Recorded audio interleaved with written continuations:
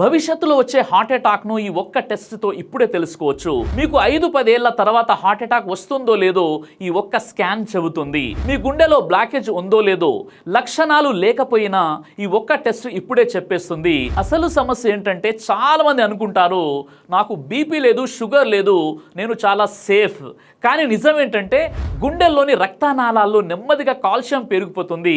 అదే తర్వాత sudden heart అటాక్కి కారణమవుతుంది. మరి ఆ హార్ట్ అటాక్ని ముందుగానే గుర్తించే ఆ టెస్ట్ ఏంటంటే coronary artery calcium test, CSC scan. ఇది ఒక చిన్న సిటీ స్కాన్ గుండెల్లోని రక్తనాళాల్లో ఎంత కాల్షియం, ఎంత బ్లాకేజ్ ఉందో స్పష్టంగా చూపిస్తుంది. ఎందుకు ఇది లైఫ్ సేవింగ్ టెస్ట్ అంటే ఈ టెస్ట్తో 5-10 ఏళ్ల ముందే హార్ట్ అటాక్ రిస్క్ తెలుసుకోవచ్చు.